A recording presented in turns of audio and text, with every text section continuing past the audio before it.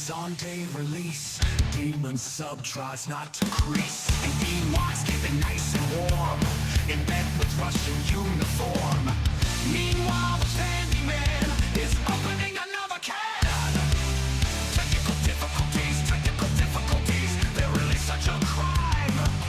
Technical difficulties, they happen all the time. It's Yellow Belly Tabletop time. It's Yellow Belly Tabletop time. It's Yellow Belly Tabletop time. Sometimes they're salty about the gaming biz, and nobody knows who Upworlder is.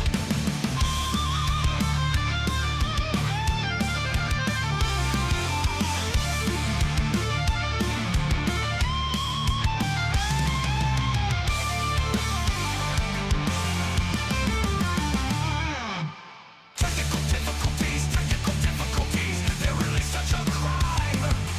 Technical difficulties, they happen all the time. It's Yellow Belly Tabletop time. It's Yellow Belly Tabletop time.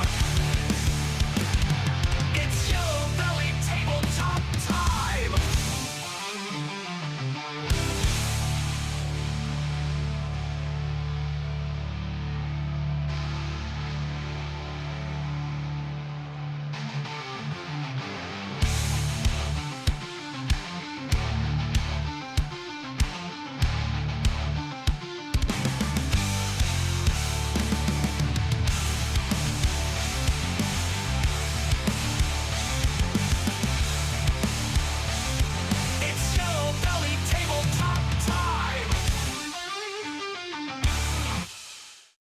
Good evening, everybody. Welcome to another rock and roll stream. Oh, I'm quite jazzed up tonight. How are you feeling, buddy? Did we do that seamlessly? Yeah, we did. Well, hopefully. I mean, I know you're on a bit of a delay, but you'll be able to tell us as you're as you're watching it on your laptop whether I actually timed it perfectly. I don't watch it on my laptop Oh, anymore. okay. I watch it on the thing I'm streaming from. Okay, right. Oh, Spam says it was perfect. Bing! Almost like it was planned. It really is something I need to. I've said it last week. I need to program it as an automation into OBS. About fucking time I learned how to use this software. I've been doing it for 2 years. Well, good evening, everybody. Looks like a quiet one in tonight. It does look quiet, and it's a shame because we're both feeling really fucking good tonight, aren't we, mate? Yeah, you're missing all the energy, guys. If you're not in the chat. Now, I don't know what's going on. Everybody's obviously got plans, but I can actually shout out the chat as the first job of the evening without having to madly scroll like I normally do, because it's like off the screen. To be fair, we have thrown everybody by going live a couple of minutes early, because again, I'm so used to running the intro. Watch, everyone's going to just come in at 8 o'clock going, what the fuck? Yeah, well, when did this start? I'm so used to running the 5-minute intro sort of timer. Now we've got our new theme tune, which is about 3 minutes and something. I need to adjust so that we go live at an appropriate time so that I'll shave a couple of minutes off my enthusiasm. So anyway, good evening to Paul from Pandyman Entertainment, Pandy in the chat. Hello to you, Paul. I saw your drama on Instagram. He's such a fucking troll. Yeah, such a troll. He is Captain Clickbait. If you want to be clickbaited like a bitch, go to Instagram, check out Pandyman, and don't click on their top story because it's just fucking fake news. What is, however, bullshit is the latest European directive that's coming in, because I'm seeing no end of people on Instagram and the internet bitching and moaning about the fucking regulations for packaging and everything else. I mean, and I do feel sorry for you guys, because it's livelihood at the end of the day. It fucking sucks balls. And Yeah, cheese me. The explanation is that our theme tune is only 3 minutes, and unfortunately, I want to start getting so we go live when the music As it stops ends. instead of it looping over on itself. So yeah, we'll get Spam, better. stop trolling the chat. So anyway, we've got Paul, we've got Spam and Egg, who is David's other half. We have the awesome Demon Sub, or Darren. Check him out on Instagram, great painter. I was doing a call out. We've got Cheese Me, and hopefully we might have a few others joining us later in the old chattily doos. If you are live and watching us, please say hello in the chat. We love that sort of interaction, and that's what we, the show's mainly about the audience. What were we saying? Oh yeah, this fucking European Union bollocks. I mean, the people who were anti-Brexit will say, "See, you wouldn't have had half these troubles if you'd have stayed in." And I'm like, no, but you still would have had these issues. Do you know what? Even if you would have stayed in, yeah, fucking directive and the regulation was coming out anyway. Fuck you. And I believe it applies to member states and member states trading partners. Non-EU member states, it's fucking everyone, unfortunately. Do you know what? Good. I hope you can do something to unlock the market. Bizarrely enough, there was a video I didn't add to the news, but I don't know if anybody else watched it. Squidmar have effectively had a similar problem with the United States. Their sable brushes, they sell 55% of their sable brush product into the US. And basically, the US has, because people are using mongoose fur in India in place of sable, they've got an embargo in importing sable. So it's like, to actually get it basically, that I think Squidmar goes through it in his video. Go and check him out. But it would bankrupt him to sell product into the States unless he doubled the price, and then no fucker would buy it. And it's just like, why? Just fucking stop. That's your boat's built, Spam. Problem solved. And your bird. I just get sick of all this fucking bureaucracy. I mean, again, I'm 52. Each year that go by, I watch it harder and harder for people to make a decent living. I'm going to come out with a bit of a story here. Oh God. My previous job role, I exported bearings from a company called NTN. NTN have two factories. They have an American factory and they have a Japanese factory. But NTN itself is an American company. So I would sell bearings to the States and would have to fill out, I fucking shit you not, 5 pages of paperwork to tell them exactly where the bearings had come from. And it was literally bureaucracy for the sake of bureaucracy. Fucking hell. I was shit. Darren says he bets you left because you couldn't bear it. Boom, boom. I was going to ask what. I wasn't really bearing up that well. I was going to ask what you were doing with bear sphincters anyway. I mean, what possible agricultural explanation? What market is there for bear sphincters? I'm looking for a bear's anus. Oh, okay. Why? Or maybe I've misunderstood in some sort of comical fashion. I don't know. Maybe, possibly, could be. Anyway, you're just retarded, mate. That's all it is. Oh, you keep them pudding. Here we go. All these puns. All these puns, and no Tim. Gutted. He's probably off playing BattleTech. Unbearable. Right. So yeah, welcome to the live stream, everybody. We have beer. I've got myself a Cobra. I have. Oh, this is a fucking corker tonight. Well, anti-establishment IPA. Fucking anarchist Dave. Oh my god. Yeah. So hopefully you've got a beverage. Fucking crack that open and sip it. Darren's on the tea. Fucking hard stuff. Jesus. Oh, Cheese me. Interesting question, seeing as you're not from the UK. How fucking cold is it on the continent? Because it's been unbearable in the UK the past 3 days. Yeah, it didn't get over 0 round my way, I don't think. It was like -3 No, when I it left didn't. to work, -2 when I came home, and I don't think it got over 0 at all. Thankfully, it was dry, though. Yeah, it's freezing, Darren, isn't it? So Cheese me's in the blast, the icy blast as well. Let's get my vibrator So, on. yeah. So we'll follow our usual format tonight. David and I will have a quick chat about. Oh, you haven't. I need to do your desk cam, mate. David That's and I. on you. Technical difficulties. No, I can do it. Fucking slick. Yeah. So we'll show you t-shirt. Oh my god. Pandy, don't tell me you've been wearing a fucking t-shirt in this weather, mate. Jesus Christ. Yeah, so what we'll do is we'll talk about what we're going to be hobbying on tonight while the show is on. Then we'll have a quick chat about what we got up to on our gaming club on Monday night. Oh, no, hang on a minute. Wrong camera. Technical difficulties! No! Yeah, no! Oh my god. Look at that. One sip of beer and I'm an incoherent wreck. Oh my god. Right, okay. Yay! Yeah! Right, paste. Go. Oh my god, he's out the house in a short and t-shirt in fucking -2 degrees. What the fuck, Pandy? You're a psychopath. Wait, right.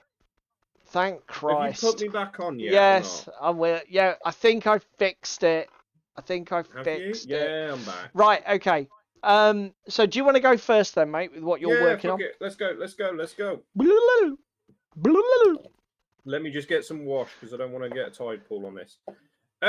So tonight, in the interests of painting competition, because it's on the stairs of heaven or whatever the fuck it actually is, as a fucking title I can't remember.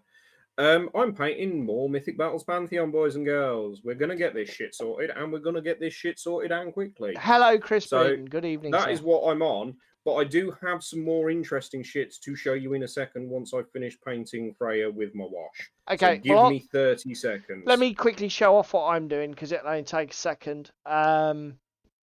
So change that to that. Boom. Here we go. Oh, I tell you what. I'll end up with a bloody tide mark if I'm not careful. Yeah, no, that's fine, mate. You finish up. I'm gonna have to pull out here because pull out. Hey! Mark your bingo cards. Double entendre. We've had puns. We've had double entendres. What's next? We've had technical difficulties. Yeah. I'm basically finishing this bugger off. I think I was doing this last week. I've literally just got this one side to finish. And get some brown paint on, then that's done and dead. And then when that's finished, I'll either do Batman miniatures, or what are you doing for painting comp? No, I'll do Batman. I'll do some of my Batman goons. What are you doing for painting comp? I don't know. I was gonna do Mythic Battles because Mythic Battles is low hanging fruit because you're doing the Viking gods. Evening Task.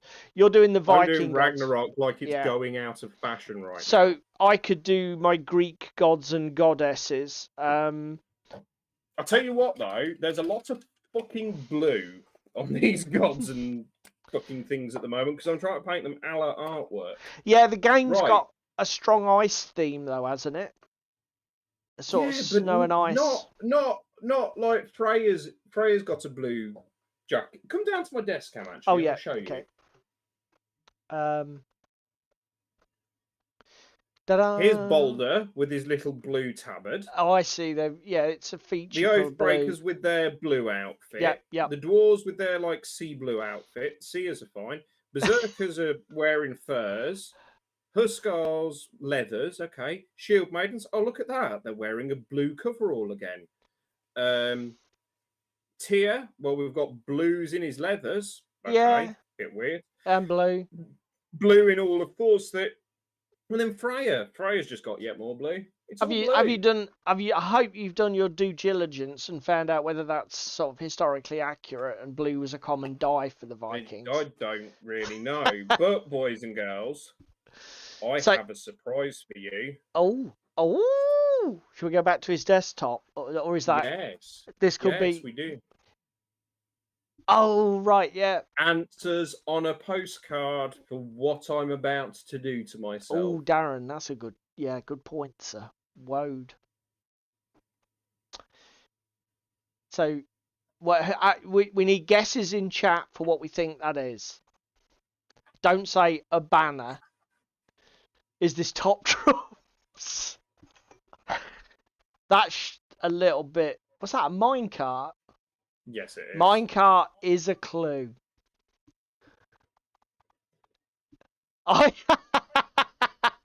Crispin says it's an IUD, so you don't have to pull out. Do you want the answer, boys and girls? Yeah, go on, put them out of put them out of my misery. Dwarves. We've started a dwarven fantasy army. So yeah, after much prevarication, you've actually made a decision, haven't you, mate? Yes, I have. We've been an industrious little bastard. I think I'm done with my camera, so I'm going to get rid of that. Shall we carry on showing, boys and girls, how much of an industrious little bastard I've been? I don't know. Have you sort of explained about the sort of epiphany you've had with the changing to your new printer on stream? No, I haven't yet. We'll come to that in a second. Right, so this is the stack of stuff that I've half cleaned. This is the stack of stuff that's uncleaned and I've got to finish, and there's still some more. And then if I lean out of shot a second, here's the shot of the shit that came off my printer this evening. Jesus. Yeah. Boys and girls, if you're in the market for a 3D printer, go buy a Saturn 4 Ultra, because fuck me, the night and day difference between this and an Anycubic Photon is insane. 9-hour print on the Anycubic Photon. The bed's half the size that my Saturn 4 Ultra is. I'm now getting on double the amount of minis, and they're finishing in a third the time. They're literally taking 3 hours of bed. So yeah, I have been an industrious little bastard. I currently have 5 miners printed plus all the battle standard group, 5 normal like shieldy guys printed with battle standard group, 5 troll slayers, 12 different heroes, 5 gunners, battle standard group for the heavy armored guys. What are you doing? At least one miniature run per day, sort of thing. Yeah. So give us the full story. What were you running before this? What was your go-to resin? Still the same resin. Still the same. No, I meant resin. Printer. Sorry, that was my shorthand. Anycubic Photon. Yep. The original. Not quite, Photon Darren. from like 2017, 2019, something like that. Okay. Runs at a lot lower wattage, has an RGB screen so the light doesn't transmit before. We've spoken about all this before on the channel. But the night and day difference to do this Saturn 4, the Saturn 4 has a nice tilt pull down print feature. Miniatures that I was having fail on my Photon, like Paul's Arkham Horror miniatures, and I had to go in and resupport, are not failing on the Photon. Yeah. On the Saturn 4, because the bed pulling down lowers the stresses so it doesn't fail. I've had a couple of failures, so it's still not infallible. Yeah. But out of because to be fair, it's at the moment. I mean, you've covered print speed, you've covered bed size, but one thing that's been apparent to me hearing you talk is that the amount of pre-processing time and fucking about with files and failures is absolutely through the floor with this new printer, isn't it? Yes, it is. There's no need to go in and resupport. I mean, again, I've had print files fail weirdly. So I did a big old sale for Sam's salamander boats, and it failed weirdly. Exactly the same file, two of them on the bed. One of them was fine, one of them failed. The only thing I can think, it was the orientation, because I did the long axis along the bed. Yeah. So it was peeling across the short side, and it didn't like it, and it failed. Okay. Versus the one that was more perpendicular to the direction of pull, so it's pulling across the short profile. So you were literally printing the same model. Yeah, and all I literally did yeah. was take that the sail that was good, turn it, or take the bad sail, turn it through like 45 degrees, hit print on it, and it was fine. Oh. So yeah, you're probably right. It must be something to do with maybe the way that it How the bed tilts down. tilts, yeah, and it was fracturing. But yeah, definitely highly recommend. I mean, previously my layers were around 12 seconds a layer. We're now at 3.4. because I mean, in terms of quality, there's no real dramatic improvement in the miniatures, is it? It's just the operating. Yeah, there's a little improvement, but it's not night and day better. The main thing is the quality of life and using the damn thing and your productivity, because like I say, your productivity in terms of the 3D printing just seems to have absolutely skyrocketed. Yeah, they're slightly more crisp now, is what I would say on a side-by-side comparison. Darren says, I wonder if those engineering 3D printers that print in metal can be used for miniatures. I imagine that those laser and metal sublimation machines can. I just imagine they probably cost £250,000. Yes, and SLS, which is the process they use, because they spread a powder, you end up with a texture like a what's it fucking called? The Traber extra strong mints. You know what I mean? Okay, yeah, and it's got to be ground off. Yeah, well, again, you can't really grind it off because it's porous and like that throughout the entire structure. Okay. You have to seal it and top coat it up, because I've used SLS printing in the past in previous roles for prototyping. Yeah, for engineering. So you have to end up applying high fill primer, polish that up, and then etc. Yeah, it's a nightmare. And to do that with fucking 28mm miniatures, you'd be having a fit. I think you're stretching the limits of practicality there, I think, Darren.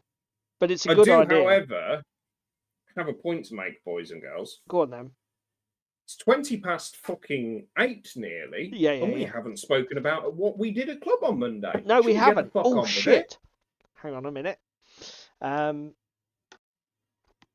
Well, we both did the same thing. So let me see. Sorry to disappoint, boys and girls. Let me see if I can actually do the pickies. Where am I? Yeah, because you're not an incompetent fool like me. Shut up. Yeah, I did actually remember to take some photos. Admittedly, I didn't remember to actually load them into OBS, which would have been really genius. Oh, you mean you did half a job as ever? Yeah, but sorry, it's only the second incidence of technical difficulties tonight, so generally that's. Can we make it 3 from 3, boys and girls? Can we make it 3 from 3? Any advance on 3? Right. Okay. Where the hell is it? In your anus with your valuables. The problem is we've played. I've got that in my head now. You twat. What's that? The fucking theme tune. For what? Technical difficulties. Technical difficulties. Well, that's not a bad thing. God fucking damn it, Paul. I need to delete that one. Is that your nudie photo that you don't want to show the internet? No, these appear to be not what I'm looking for. These are not the pictures we're looking for. Right, I think that is it. Do that. That is not correct. Let's resize that. Da da dee da da Oh, doom I da da just doo. had a thought. Code go steady, mate. No, Ba-doom. somebody's in a hotel room right now. Oh my god. Fucking hell. Just looking at the chat, Brokeback Gaming. At Yeah, least their I'm pull-out just game is ignoring good. chat because chat is dead Fucking to me hell. when they make fucking Brokeback Expo jokes. That is over 6 months away, boys and girls. May I make a civil suggestion that you get a new joke for a while? Oh yeah, that's gonna happen. That's they're never gonna recycle that, are they? Fuck's sake, man, get a grip. So we played Frostgrave. We continued our exploration of the Red King campaign, which was the first supplement that was published after the change from Frostgrave first to second edition. And it was a pleasant change of pace. I didn't feel like I was about to die. We've found the Red King campaign, as people who are regular viewers will know, a bit of a fucking uphill slog, even playing 3 warbands essentially fully co-op. We've sort of like struggled to beat the game on a lot of the At scenarios. least we haven't had to, what's it called? What? At least we haven't had to Gloomhaven it and turn it down to baby's first difficulty. Yeah, I'm only running half the monsters. Although I think we did have one scenario where literally everybody TPK'd, didn't they? But it was a great scenario. As I say, it was a nice change of pace because it wasn't as brutal as some of the others in the Red King.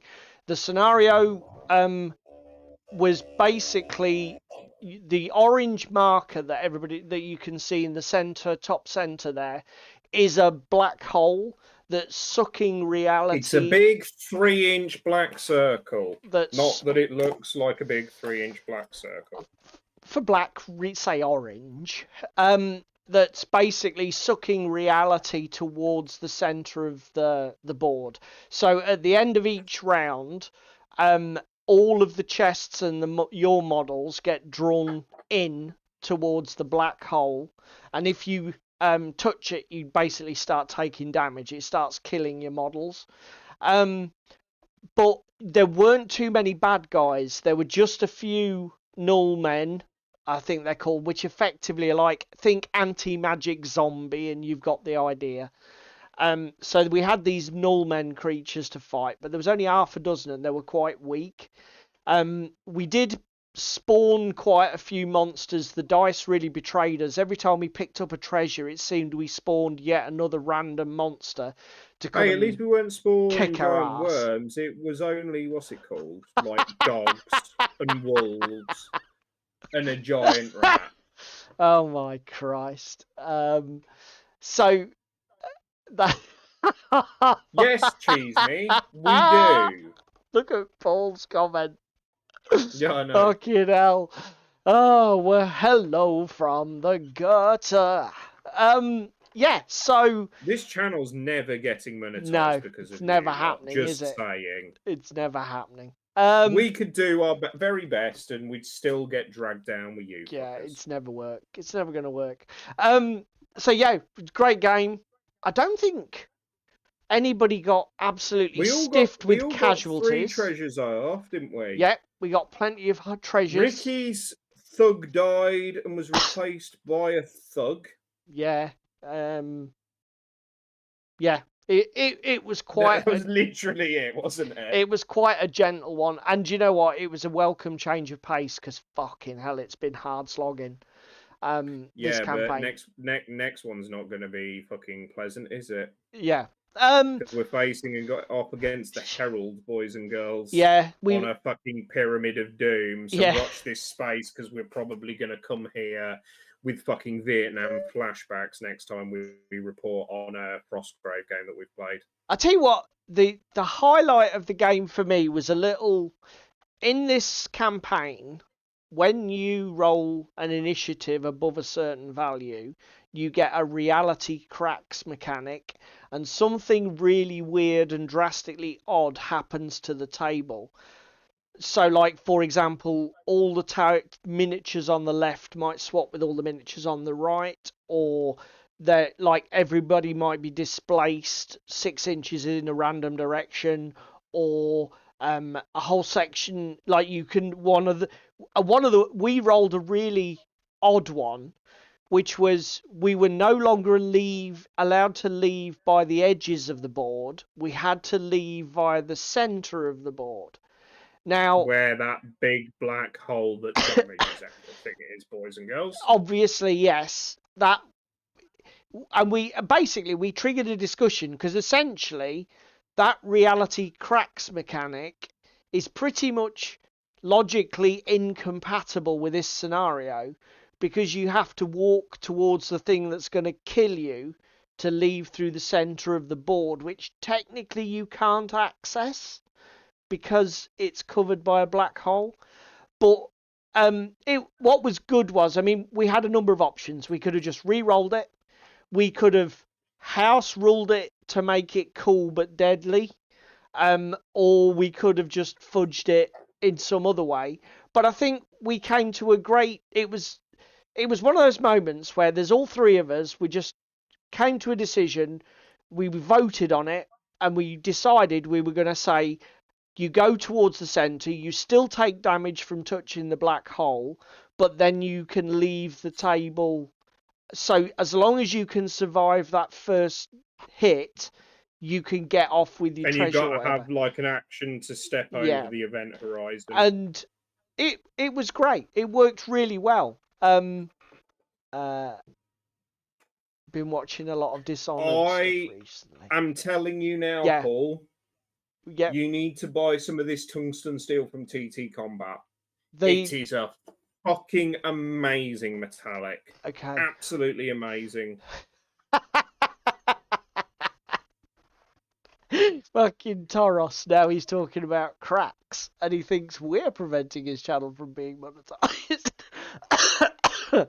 Oh dear. Fucking childishness. Absolute childishness. So that's what we did at club. No gaming on Saturday because this bellend was sat at work. Fuck's sake. Yeah, my weekend, I basically worked all weekend, and when I say worked, I had to be at work so some guys could fit a floor.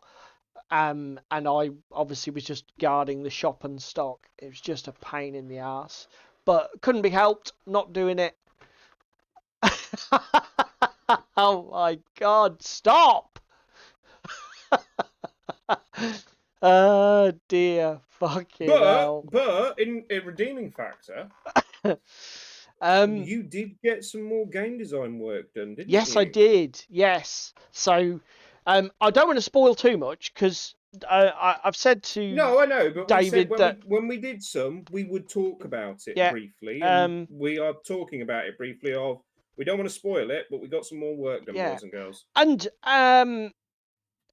as I say, just a straw poll as well. Actually, this could, if you're watching the show later on YouTube as well, put in the comments if David and I were to do like a game designer's diary of literally how we do like our playtest games and our thoughts as we design the rule set. Would you want to watch that, or is that too under the bonnet nerd for even you lot? Hi, Chris. But yeah, I did get a bit of obviously I was literally just writing out a first draft of the rulebook and thinking about some things like dice mechanics and probabilities and that sort of thing. And there might be a little news item that feeds into this as well. So shall we talk about some news, mate? I don't know. Is there time for me to get salty? It's only 8:30. Well, what are you going to get salty about? I don't think you've sent me any videos. No, but I did send you something that nobody expects.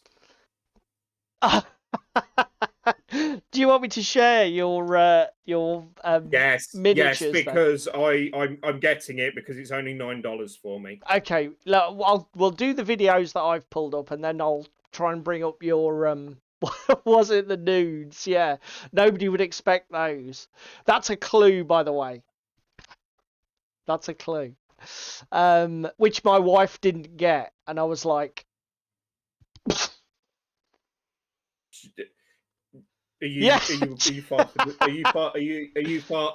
for divorce then now? Cheese me and Darren are already there.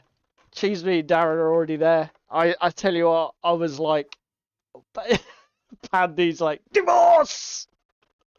Okay. Where are we? We want web browser. We want to turn off that.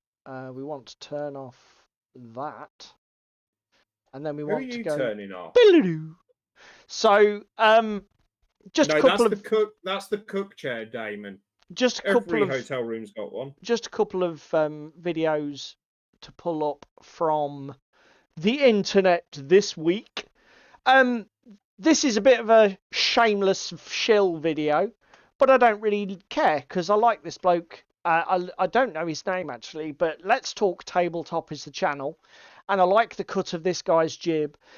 This video, a new alternative to Warhammer and one-page rules, is a bit of a clickbait because effectively what he's doing is selling his own game, which has got massive hobgoblin overtones. Effectively, he's created a Paul does look a bit like Cardinal.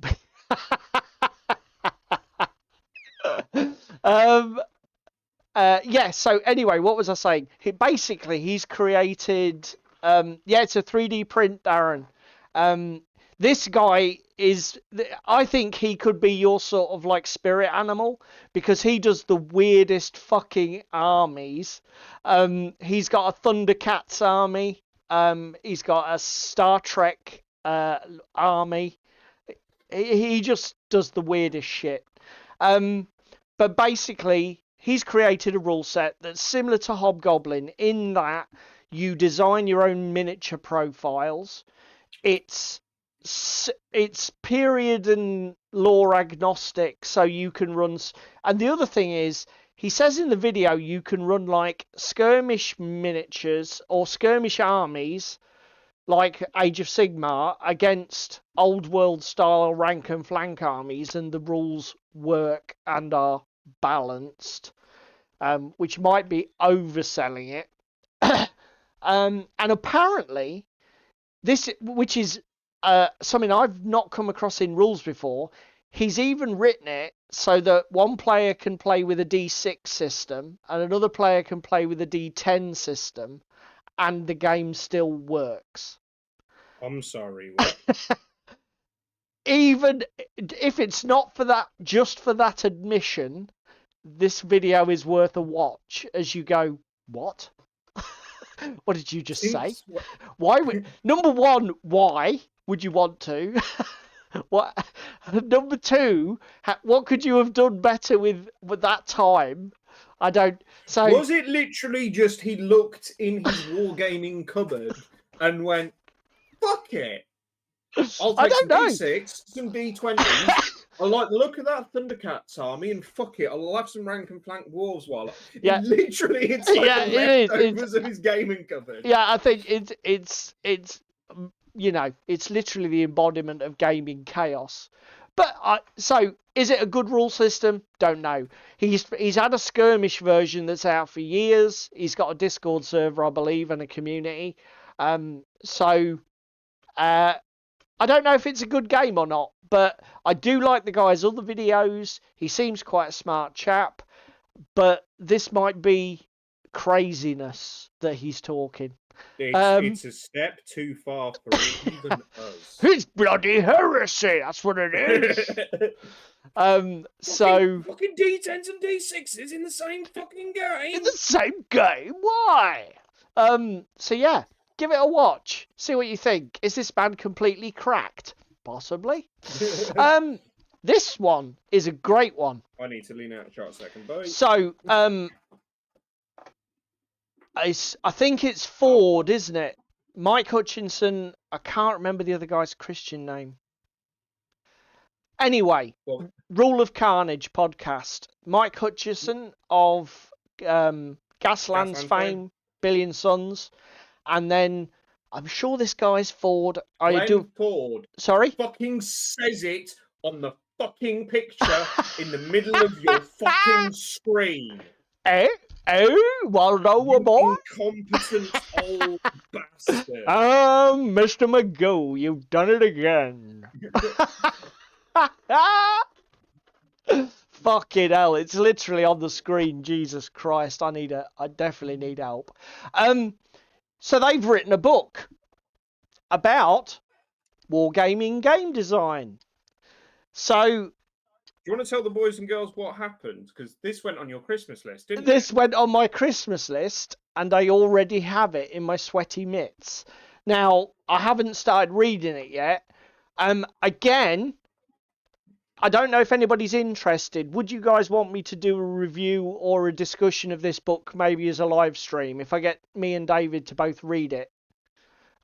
If you would, then put it in the comments down below. And we will probably try and do a book review. It came out literally about a week ago, I think, maybe less. December the 16th? No, November the 16th, I mean. Something like that. So it's not been out long.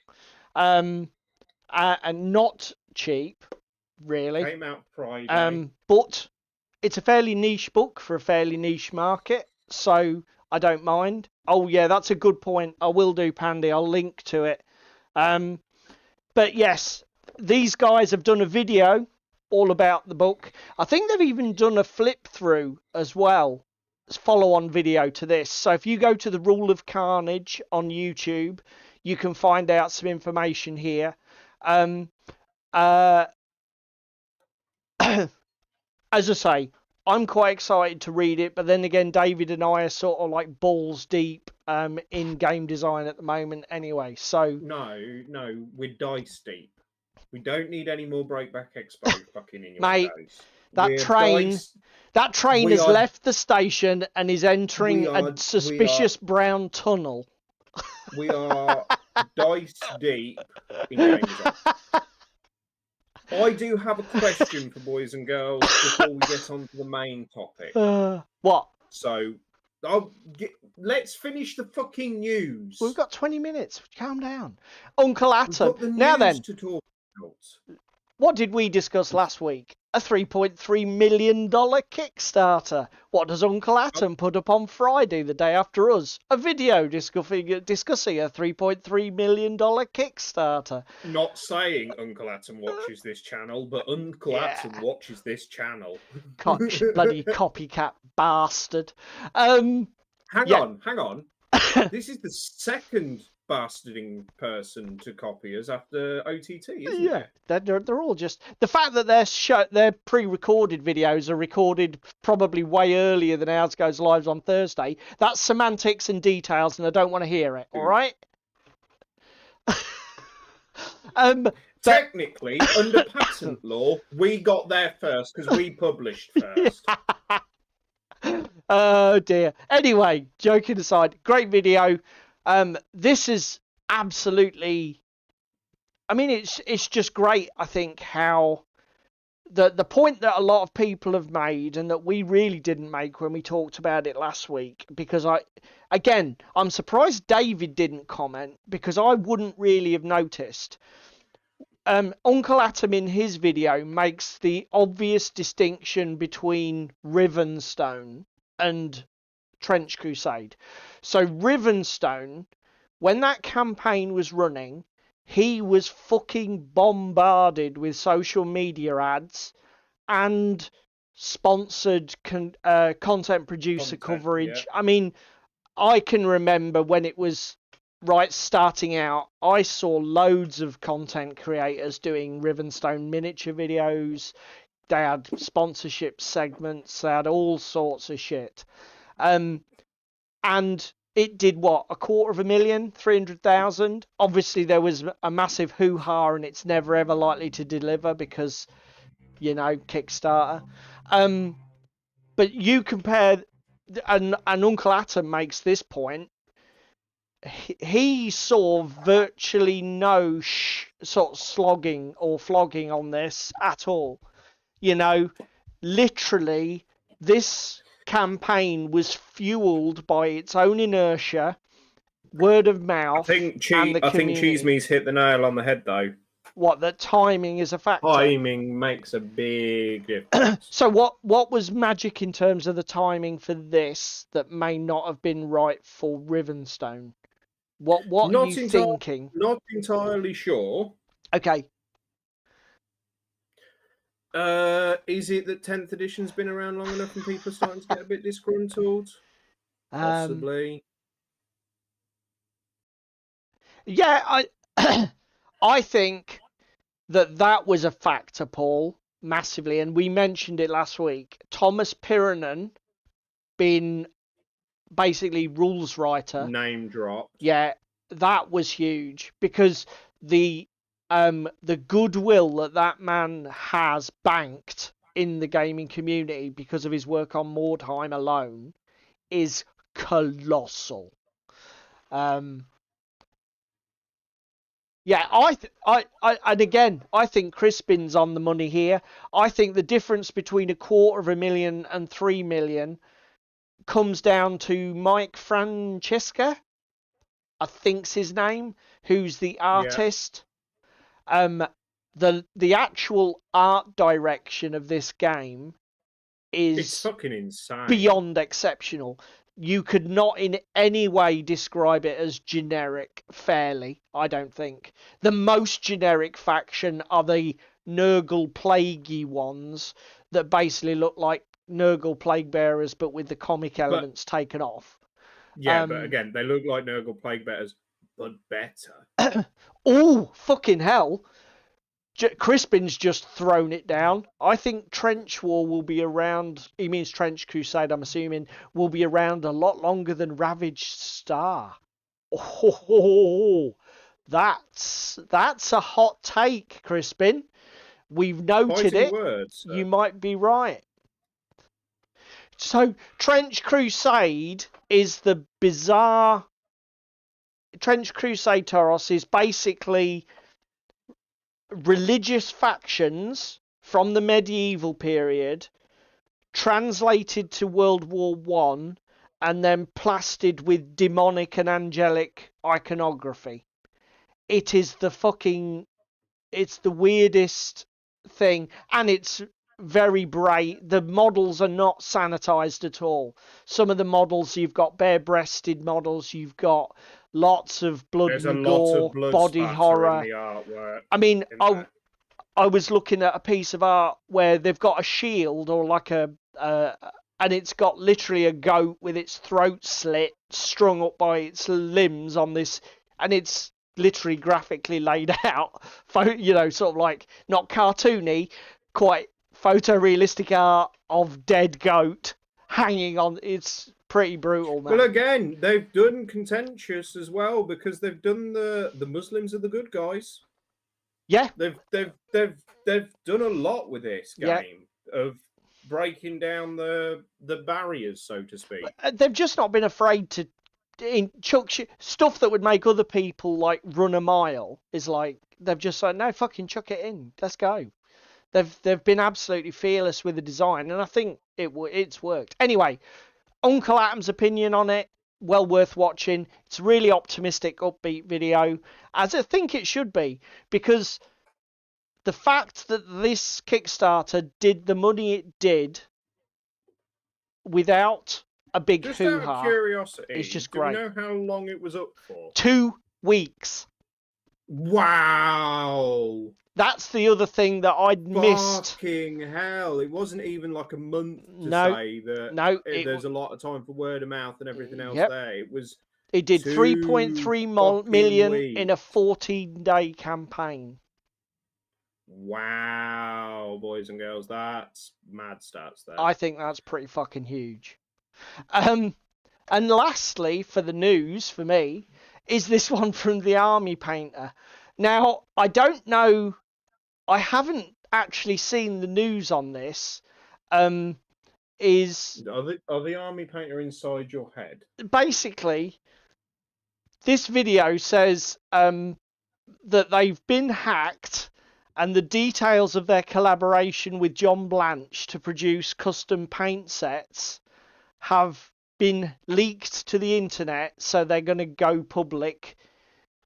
I haven't seen any news story about this being leaked, and I think this is just a theme or a satire pasted on what is effectively an advertising video for some new products. But it's quite well done, and it's quite funny. Does anybody know that? Is this actually? Did they get hacked? Is this like old news that they're playing catch up with, or again? Is there another level of satire where they're taking the piss out of Games Workshop, who do get all of their stuff spoiled on the internet, and then come out with community articles? Am I missing layers of fucking subtlety in this video? But as I say, the gist of it, the colours have been shown. Okay, that's fine, Cheesy, fair enough.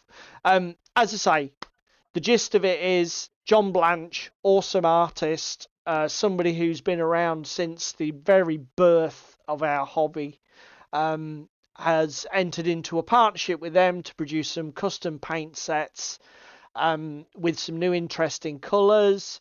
Taros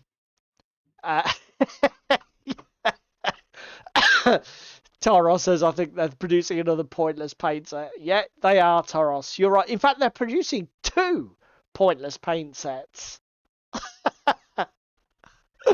But yeah, it's a fun little video, and you know, the only bit that's absolutely cheese-tastic, and the other thing that made me think this is satire, they're not being serious with this, is right at the end of the video, John Blanche does this gormless, cheesy, and Army Painter Fanatic is the best paints I've ever used to paint miniatures. And it's like, oh my Christ. How fucking wooden was that? So, as I say, go watch it for the comedy value alone. It's now paying John Blanche's mortgage. Yeah. Nothing. And again, you know what? John Blanche is a dude. The man's got some fucking chops. So if he can earn a bit on the side, good on. No, he's definitely not an actor. If he is, he's a shit one. He might be a good artist, but he's a shit actor, Paul. You only have to watch the last 10 seconds of this video to realise that. It reminded me of that scene from Rocky Balboa when he's trying to do the aftershave ad. Makes me smell mainly.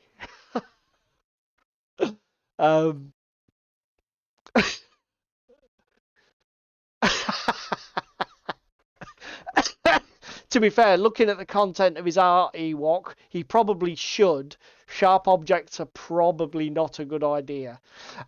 Let's go away from that, just so that I can then maybe open up this link for Le David, and he can... does anybody expect it? Show us something that we're not expecting. Even though everybody's... Very naughty boy! Yeah, his chief weapons are surprise and fear. Where is it? My mini factory. Because, of course, it's 3D printed, because it's David! Well, no, I was trying to find it in the messenger thread, but of course you spam me with so much crap. No, I don't spam you with crap. We had a discussion last night about what the fuck we were doing tonight, dickhead. Get back in your box. Where did you put it? Army Painter is good enough for my children. Toros, what did your children ever do to you to deserve that fucking disingenuous? Do you hate them or something? What, his children or Army Painter? His children, because he's giving them Army Painter. If it's the original ones, then yeah, that is rude. A copy link. Because the original Army Painter range is pretty dog shit. Oh, I have other news, and I didn't share this with you. Okay, go on. Well, tell everybody. New faction coming to Armada. Ooh, is there? I missed this. Yes. Forces of the Abyss. They look very fucking similar to the Abyssal Demons, dwarves. There we go. Hang on, Cheese Me's just said what? Vanguard? Is that the skirmish game from Mantic? Is that right? Is that Vanguard? No, yeah. Fucking Ewok. Ewok, leave it, mate. Leave it. Just put it down. Walk away. Fucking is. He's Nigel not Farah. here watching these videos. You're not going to find him here. Just saying. And to be fair, he did say, if you vote me as an MP, I've got a party to run, so don't expect to see anything of me. He did say. Oh dear. So yeah, ooh, do you know what? Vanguard was the one that got away from me. It's probably one of the few Mantic rule systems I've never played. I've heard that it's a bit fiddly. I wonder if they've jazzed it up. That's pretty cool. So this is what David wanted to show. Because he sent me this Spanish Inquisition army for the old world. Yeah. And I said, yeah, nobody will expect that. But Nobody did expect it. But they do look pretty cool, to be honest. They've got a very old school Warhammer feel. These guys with the massive hats and the feathers, they look like a cross between the College sort of Bright the Wizards and Mordheim, don't they? Again, the witch hunters. The witch hunters are very nice as well. Yeah, these have got such an old school GW aesthetic. Do you want to know the best thing, Paul? What? I already own most of this, so the pledge manager for me is $9 That's to get just the new releases that they've got. Oh, I see. Because you already have a shit ton of it. Yes. So basically, is this what you're getting then? This $9 Inquisitor Yes. reward? Okay. I think so. I like the look of it. I'll be honest, it's a really great. I mean, it's obviously an Empire proxy set of models, but they look great for what they are. They are really nice. Really, really nice. Really nice sculpts. Some nice original ideas as well.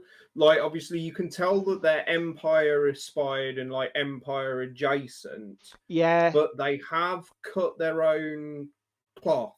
Do you know what I mean? Of making them sort of very Spanish Inquisition. Oh yeah, they've leaned super hard into the theme, and I think they've done a cracking job. So I was just scrolling down. So this stuff, which is all your core units, like your halberdiers, great swords, crossbows, you've got all this already, yeah? Yes, I'm fairly sure I have. Oh my Christ, they even do the ship. And there's the. Can anybody remember what that's called? Darren will know what that's like. The bloody guy on the carriage. I think it's pulled by horses in the Warhammer one, but even better to have it pulled by fanatics. It's very, very cool. And the other thing I've been doing this week, rather regretfully, is deep diving on the old world because I'm building a dwarf army. And I quite like the look of it. And I don't want to like it because it's a GW product. What, the actual GW dwarf? You might be buying a GW dwarf not army. Buying GW dwarves, okay. Buying GW old world. Oh, the actual game. Difference. Yes. To be fair though, mate, it does play very well. I mean, this is my issue. I don't like it. Yeah, I'm willing to play it. I don't want to start buying the books because the problem with GW is I don't know when the books are going to be redundant or obsolete. This is I don't the trust issue. them. Grand Theogenist. No. I knew you'd know, Darren. I knew Darren would know. So yeah, I may well be getting the $9 pledge of this to build the second Old World army before I've even done the first one. Well, you always need two. If you're going to be an advocate for a game, you always need two forces. Well, again, I can play Hobgoblin with this. I can play, what's it called with this? Oathmark with this. I'm sure you can do Kingdoms of Men and Kings of War with it. Could you imagine a alliance of dwarves and Spanish Inquisition in Oathmark? That is a fair point, Ewok. Overly spiky things in renders don't often make for good game pieces. And because these are resin, I imagine if they keep breaking, that's going to be really fucking irritating. I don't know how No, 'cause brittle. the resin I use is nice and brittle. So it will just cleave straight through, and then I can make a good repair job of it, like I did with my fucking halfling Blood Bowl team. Oh yeah, I'd forgotten about that. Maybe you should go for a more flexible. Oh look, they got the Vampire Hunters Reborn. Oh, that's really cool. And you've already got all that shit, have you? Yeah, I've already got the Vampire Oh, Hunters Reborn. that's pretty cool. Well, I mean, the other nice thing for this, yep, I know we're playing Frostgrave at the moment, yes, second Frostgrave faction, or more time on proper square bases. yes, yeah. You could. I mean, that's more time. You can do it on any bases you like because nobody gives a shit. The bases don't matter. But yeah, that'll work. I mean, to be fair, you should build yourself a ward. You haven't got a ward Mordheim faction. Have you actually played Mordheim? Yes, I've played Mordheim. I've got a pirate faction. Oh, you have? Okay, we should play more Mordheim next year. Because we haven't played it forever, and it's a great game. It's been what? Before you went to Scotland was Yeah, the last time we fucking played. literally So years. that's at least 4 years. Yeah, I did play a fair bit in Scotland though, to be fair. So yeah, that's it for the news. With 4 minutes to go, we're done. Look, let's go Ewok, back. don't you come round here with your sensible suggestions. Well, what is repair jobs? You mean repair job per game. Dude, you haven't seen how I transport my minis. He has, because D-Wok's been watching for a while. He knows what a fucking doofus you are. David's idea of safely transporting models involves carrying them round on some sort of bizarre Victorian tea tray perched on the top of his head. Just fucking fingers crossed that nothing goes bouncing onto the floor. Spoilers, it often does. Oh, so Ewok's got experience. What, they were an ongoing repair project every time you used them, mate. I'll be honest, I find that with some of the Necron models from GW, like the Wraiths and that sort of thing. They're always getting fucking broken. Where's my fucking non-oil? Cheap Chinese food containers and bubble wrap are my go-tos, Darren. Well, everybody's seen my paint storage, so yeah, everybody can imagine how you store miniatures from the way you store your paints. Spoiler, it's basically the same. So yeah. Oh, we've got a couple of minutes. Let's fill and pad. Boys and girls, I'm doing obviously a dwarven army, and I have a green fields map that I've used for flames. You may have seen it before on the channel. Bases for dwarves. Obviously, they're going to be square because they're rank and flank. Do I go for one of my many Kickstarter or my mini factory 3D printed textured bases that are on like stone or cobble, or do I just print square bases and sand and grass? I've already had Answers my input. in the comments, please. Yeah, so you can all get your 2 penneth in, and probably my guess is end up agreeing with me, but I could be wrong.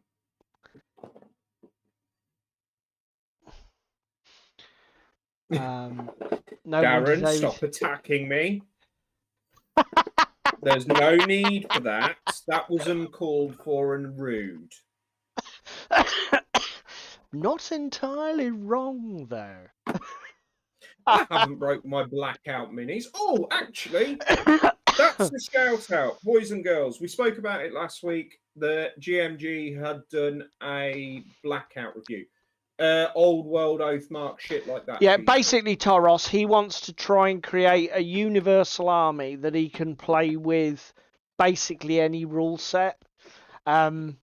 So we're basing on 25. We've had the 20 versus 25 discussion, and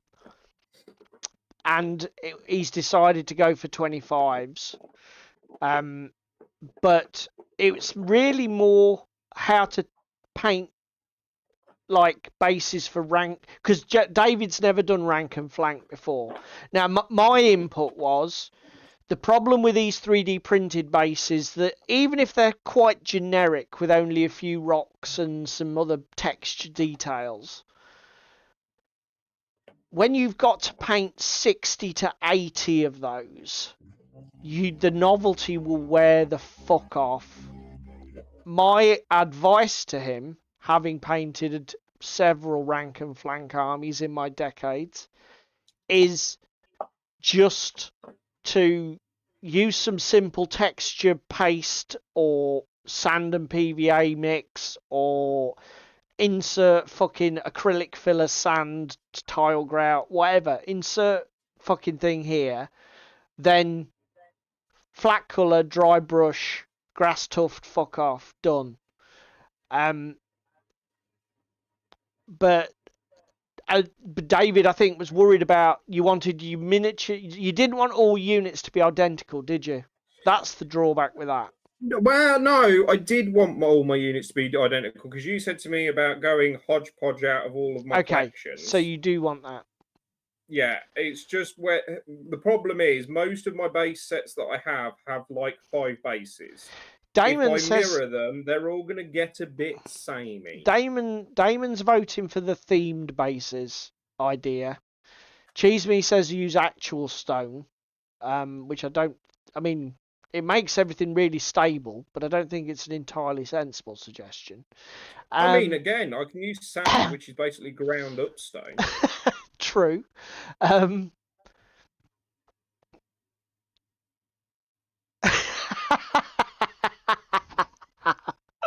Look at Ewok's comment. When model removal really means model removal. We need to make a game with like chocolate Santas so that you can eat them as they die. Oh dear. Yeah, I'm with you, Ewok. There is a lot of the 3D printing guys are overdoing it on the detail.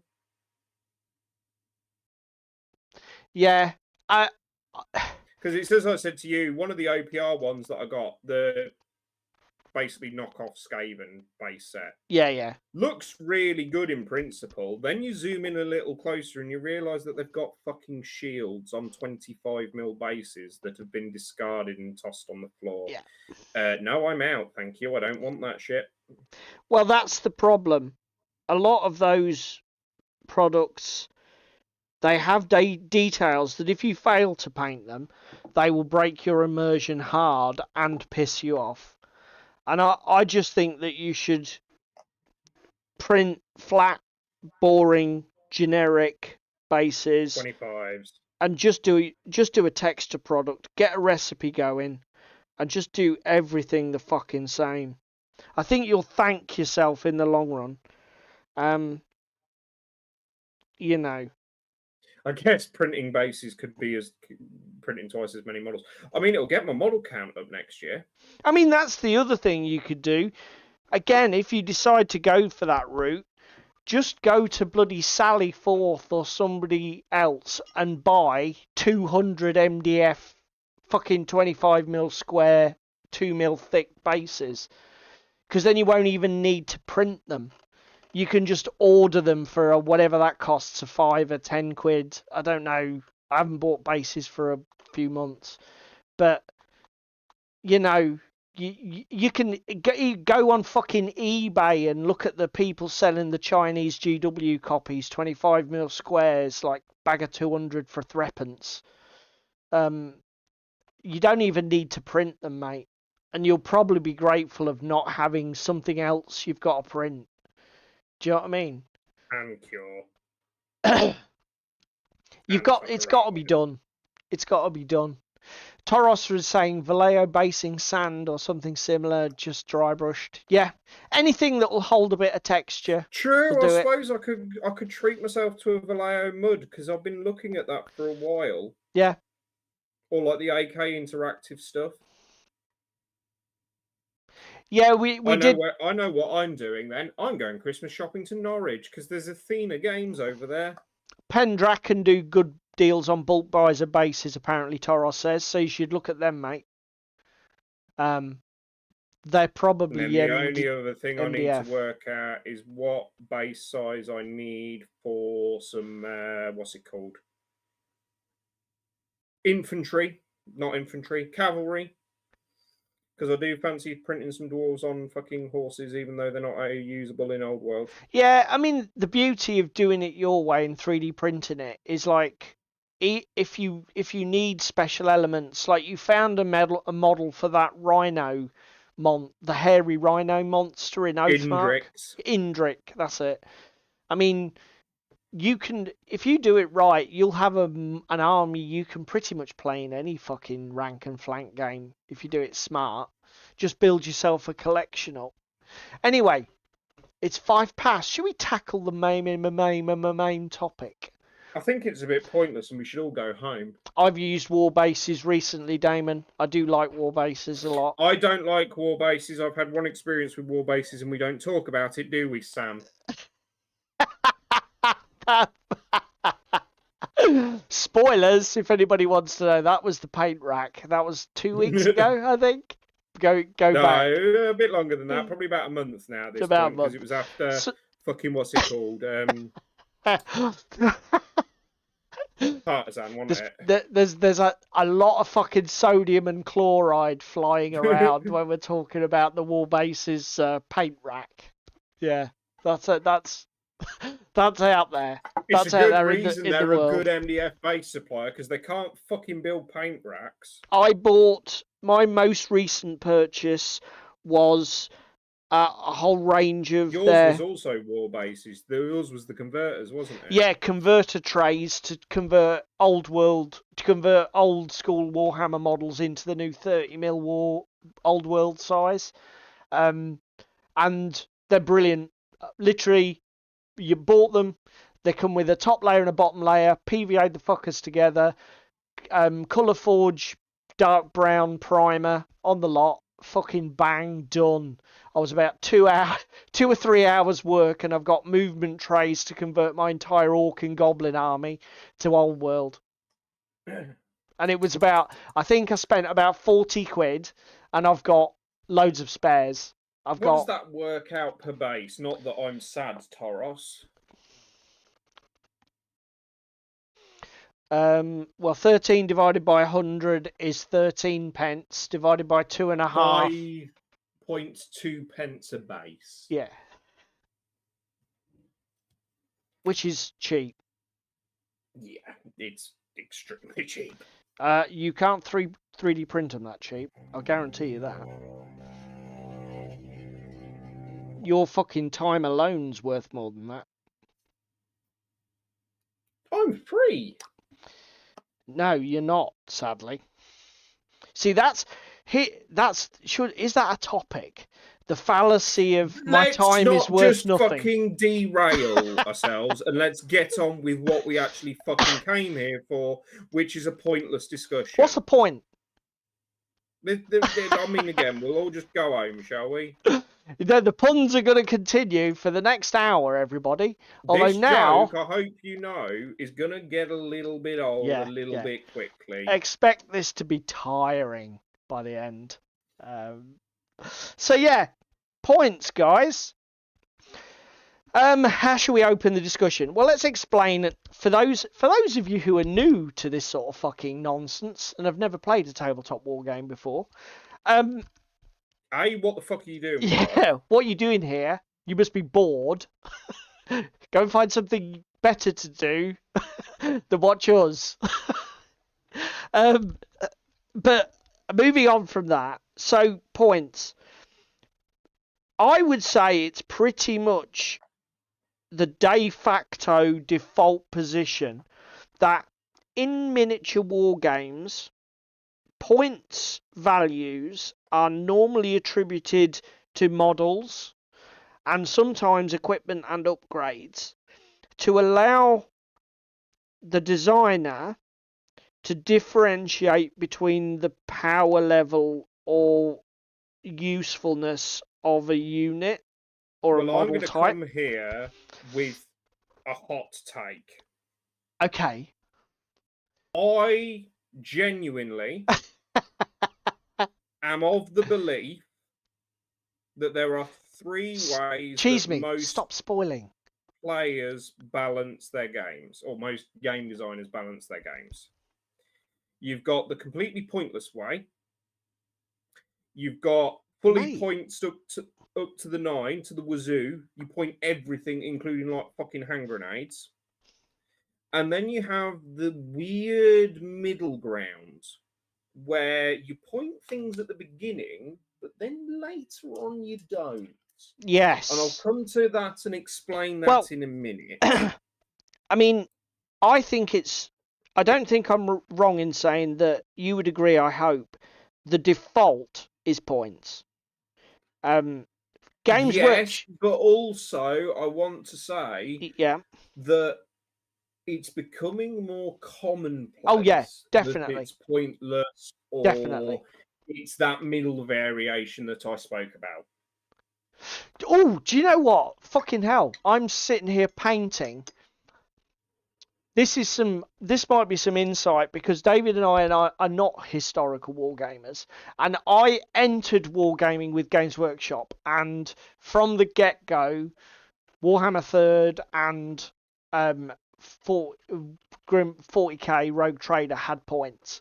So for me, it is the default, and it always has been the default since the 80s. Darren, we're coming to that. But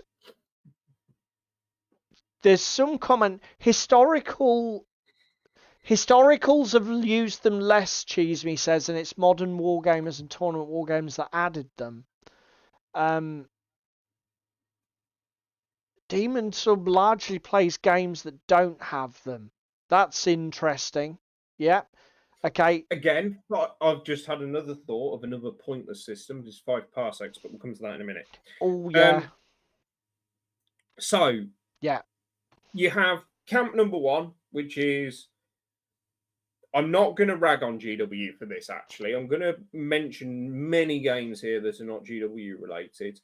Carnivale, Drop Zone Commander, Firefight, Kings of War, Armada.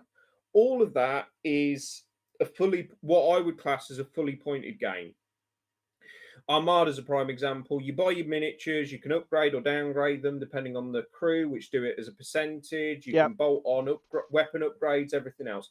You've got the entire world as your oyster to build what you want as a scenario there, as what you want your army to be, what you want your army to be good at. Because again, you can spice it up a little bit and make your close combaty dwarves or whatever they happen to be slightly more shooty, depending on how you're picking your upgrades. So you've started the discussion with, like, points are ubiquitous, and I would say they're still the most common. Yeah. In war games, as in, what I mean by that is it's more common that a game will have some sort of point system than not. Yes. And then you've stated one of the reasons that it can be good, which is that it allows customization. Now, there is something that's missing from that, which is that you could customize everything without the points values, couldn't you? Well, this is what I was just about to come to. So I was just setting out the because the points don't. Here's the example. Go on. Of the how a point system works and what you can do with it. You then have the flip opposite other end of the spectrum, which is something like Space Station Zero, 5 parsecs. What was another one we thought of? Starscrapper's Battle Drill, Blackout. All of these are games that are completely pointless. Well, like Darren has said, most games he plays now have gone down this route. Moonstone was called out by Cheese Me as a game where you just take, I think it's 6 models, and that's the only restriction, just 6 models. Oh, Age of Sigmar is a good one. We might get into that. So but those it's definitely on the pointless increase. games, again, those pointless games, it depends a lot on the game design and the game designer with what they do. So, like Space Station Zero is you pick some equipment. 5 parsecs is you roll equipment randomly to give you your flavor. Okay. Blackout and Star Scrappers Battle Drill are the opposite end of the spectrum. So how Star Scrappers Battle Drill works is you rock up to the game with your friend and say, how many units are we playing with tonight? 5. Right, okay, I've got 10 units here. I'm going to pick 5 of them randomly. Yep. And you can play a game. Blackout is very similar. You have groups of 3 units. Those units are a specific model count. So like 2 grunts and a specialist. Yeah. 2 grunts and 2 specialists, for example. But your group of 3 that you can rock up to the game with, you could pick all of the grunt models that are just 2 grunts. So you could end up with 6 models. Or you could go the other end of the spectrum and pick 3 units of the 4 models and end up with 12. They've got slightly different play styles. So that's sort of the far opposite other end of the spectrum when you compare it to points. Yeah.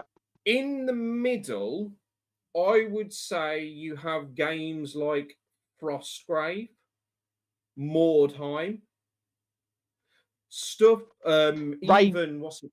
I don't know if Blood Bowl, if you're playing a campaign. Yeah, Blood Bowl in League, or Typically, these are more campaign-focused games. Yeah, that's pretty much the common element, isn't it? Yeah. There's a campaign mode where your army list or roster changes. Necromunda. Yeah, again, you pick your starting roster. And that might be from a defined total. So, like Frostgrave, you only have 500, don't you? 400 now. 400. In 2nd edition. Gaslands uses counts. Again, it's a point system. So it's that middle ground, because again, with Frostgrave and these campaign style games, you unlock stuff, you get upgrades, etc. And yes, in certain games like Frostgrave and Necromunda, you can sell off those upgrades if they're neither use nor ornament to you and get some money back to buy shit you want. But particularly in Frostgrave, that's not how we play the game. We just hold on to the free shit that we're given. So, like, my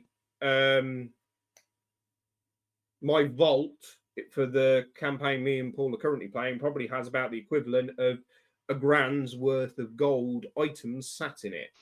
I never take them to the game with me because they're not useful, but I still have them. Yeah. But you could convert. There is a mechanism in the game. You can sell them for currency. Use that to buy better models. Yeah. But and like you said, this is the middle ground where you're had a fucking genius idea. Okay. So there is one game that is just a really fucking weird outlier that I would also say sits in this middle group. Okay, go on then. You've excited us. Billion Suns. Okay, I don't know. So this is over to you. So Billion Suns, rock up to the game. You have some credits in the background. You spend those credits to buy assets and ships to achieve goals to earn credits back. Aim of the game is to be in the black, not in the red. Okay. But you can spend elements and go into the red to win a certain sector. Do you know what? I would push back on you, and I would say what you're looking at there it isn't really a point system in the typical sense of the word. What Mike's done, the genius that Mike has done there, is to take the points mechanic and convert it into a game and victory mechanic. No, but again, this is what I'm saying. It's in that middle ground because it's weird. It is brilliant. It's an absolute stroke of fucking genius in terms of game design. That's the thing that Mike is really good at, I think. Because it is a point system. I'm not going to argue that with you there. But it's not because you're not restricted. Yes, each thing has a value, but you're not restricted to buying 500,000. You can No. just keep spending credits as long as you think you can score them back. And that means effectively that you're not considering the points to build your list, but you are using it as an in-game victory condition or mechanic, which is such a clever thing. To be honest, that makes Billion Suns almost like its own fucking unique thing in this whole discussion over there. And I certainly think it's closer in DNA to Moonstone than a classic points game. And again, it's why I just sort of mention it in passing, because it was one that just suddenly fucking struck me down there. I was like, well, hang on a minute. Let's take the classic model then and discuss why is it that it's the default? Why is it that games designers do this? So I'm gonna come kicking and screaming and banging down the door. Part of this factors into game time. So if you have a 1,000 point 40k game, you might just about get it finished in 4 hours at club. That's a fantastic. Rock up with 2.5k, not a fucking cat in hell's chance you're gonna get that finished, mate. Yeah, that is a good point. You can use it, like you say, you can say, we consider, as a game designer, you can say, we consider X points to be a typical game size and we would recommend it for most games. It gives you some control over the scale of the game, and by sort of like inference, it gives you the control over how long they might your players might be in the game experience. I would say before that there is the balance thing that we need to discuss that Cheese Me's already telegraphed. Pretty much the prime purpose of putting a value on a model or what represents a game unit, to talk a bit game designery, is to say to players, if you take 1,000 points of X and 1,000 points of Y, you will have a balanced and fair game where both players have equal chances to win. And I would say that that is pretty much why you do points in most games. That's like the first thing that the designer was doing it for.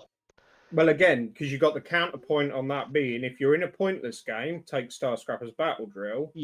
You've got to balance all of your units against one another so that if somebody picks X plus Y plus Z, and the other player picks A, B, and C from their faction, it is a balanced game. It is a lot harder as a game dev to do that than comparatively say, right, well, this unit is slightly more broken than that unit, so this should be worth 75 points rather than 50. And I would say that is, again, you've nailed it. You could balance a game by the thing with points is this: you could, if you create two models with wildly differing power levels, you just make one so expensive the opponent can outnumber it with this model. Now, Cheese Me does also bring up the point that I was going to get to, which is this whole concept of balance is an illusion. The problem with points values is that they don't balance games, particularly games where you have wildly differing model types. He's using the example of infantry versus tanks. If you take what are essentially bipedal man-sized models armed with small arms against a similar number of other models that may be a different alien race or even different fucking soldiers in uniforms, it's easier from a game design point to balance that. As soon as you start getting these bipedal man-sized monsters fighting massive bomb-dropping planes, how the fuck do points even come into it? And that is... And I mean, again, you've got... I know I said I didn't want to rag on GW, but fuck it, let's go. You could bring 1,000 points of NIDS and basically just have probably about 200 miniatures on the table. Yeah, if you just went fucking the shittiest... If you went with the shitty Hive ones, Tyrant and everything else is Termagants. If a player brings 1,000 points of Custodes, they probably only have about 6 models on the table. Yeah. But the chances of the Gaunts actually killing them, or scoring objectives, yes. But if it's a killy one, you're fucked. Yeah, well, even scoring objectives can be difficult because the problem is, because of the way the mechanics are skewed in 40k, the Custodes will kill 20 to 30 Tyranids per turn, and the Tyranids, through weight of dice, might be able to chip a wound or two off a single Custodes. Because you're just looking for preposterously tiny odds. I mean, the last time I played 10th edition was against Custodes with my Necrons, and because I didn't have a lot of anti-tank, my Necrons, I was looking to roll on average about 250 d6 to take a single wound off a Custodes, and it's just bollocks. At that just point, shit. It's no longer a game. No, it's well, just... the thing is, the points don't help, is what I was gonna say. And yeah, the point, and this is where. And this is, you know what I mean. This is the flaw in points. Once you start to use points, you can rapidly overvalue their use, and well, it can. I'm going to come to a point here. Go on. Sorry. Spicy take. Yeah, go on. Gaslands. Right? Yep. Oh, yeah, it's a 50-can list. It should all be balanced. Should we just talk about the elephant in the room that is Idris bikers with nitrous oxide? Because if you're playing pretty much any game mode other than Demolition Derby, you're fucked. Yeah. Just because of how they work. And again, you could argue, oh, well, you've engineered that solution because you're playing a game that's got points values and you weren't both reading from the same page. But there shouldn't need to be that discussion. If it's a 50-can game, it should be a case of I rock up with my 50 cans, you rock up with your 50 cans, and it should be balanced, as we've already discussed here. I've got bad news for you, mate. You're gonna learn something. You're gonna learn something horrible as we go deeper into our game design fucking wormhole. Balance is always an illusion. Unless your game is so fucking simplistic that you could probably balance it without points anyway. They can help. They can be used to fine-tune things. But I think a lot of people overvalue them. And certainly points alone are not enough. An example that I was going to bring up is look at Infinity. So for people who don't know, Infinity has a points system. Models have a points value. A basic trooper with a semi-automatic rifle would be like 7 to 9 points, depending on which faction he is and how good he is. Yeah, I think the most expensive I've seen is about 11. Yeah. But so how does that translate when you've got like a 140 point tag or a 70 point specialist model? Well, they also have something called SWC, Special Weapons Count, I think it's called. Yeah. So what they do is, if a model has got something super fucking busted, like a missile launcher, it also has an SWC cost. So when you build your list, you have to be X amounts of points, and then X amounts of SWC. I think it's 1 point of SWC per 50 points of... Yeah, because it's 6 in a 300 point game, isn't it? Armada tries to do something similar, but it's more elegant. Basically, it says whatever your total points level is, you have to have a separate ship You or have to have a unit boat per 50 points. per 50. So you can't build the Super Death Star ship of 300 points with a top level wizard and fucking the dwarf dreadnought that nobody can sink, and bring that, because Well, you can. You've just got to bring a shit ton of chaff. well, that's the thing. You've got to pad your list out with the other stuff. So you need to create other game. You need to bring other game elements that allow your opponent to interact with. So points work in conjunction with other factors when you're talking about balance, and we're talking specifically about using them as a balance tool. Now, David's sort of like already opened the Pandora's box on when you've got a game system that's got no points, the fucking pressure on the game designers is huge. Because if you want to even give your game a semblance of balance, and some games might just say, if you've come for balance, go play something else, because this game is for fun and laughs and water cooler moments and absorbing the atmosphere. It is not for creating that sort of game experience. Totally respect that. Just advertise to your player base what your product is selling. But let's say, for example, you want to balance your game where you can take any 5 miniatures, okay? Moonstone does it with its faction system to help. So there are certain things you can't combine together because they're in separate factions or whatever. Or the way they do it is the boxes have, this can be used in X or Y or just X, doesn't it? So some faction boxes. Dominion, Leschvalt, and what's the fucking other one? Fairies, is it? Fae? No, I can't there's remember. a proper name for it. Sorry, multi-award-winning Moonstone, we haven't played you enough to fucking realise. Oh god, don't get into CCGs, Darren, you fucking bastard. We're talking about war games, mate. We'll come to CCGs if we've got time.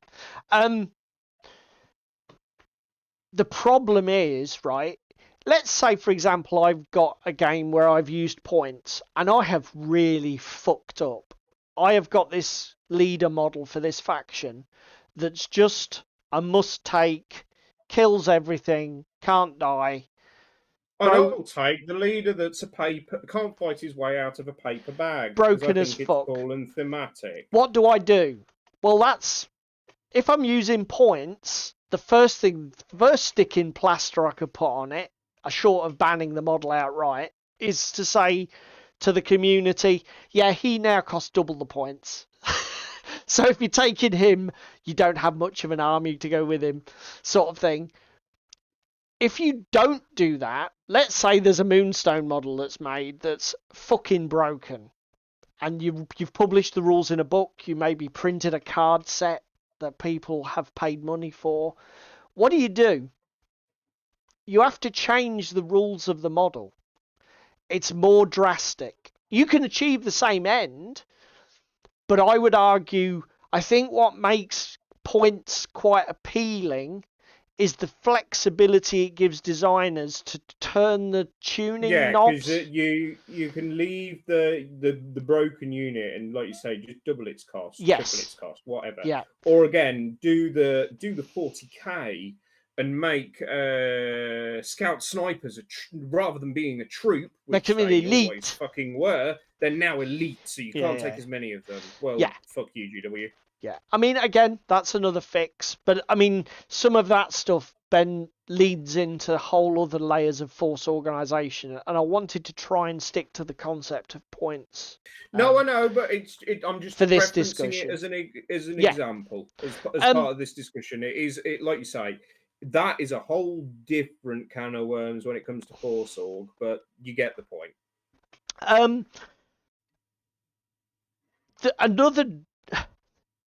Again, we've just said, okay, so if you've got points values, you can tweak them to adjust balance or whatever. But then there's dial, cheese me, not knob, dial.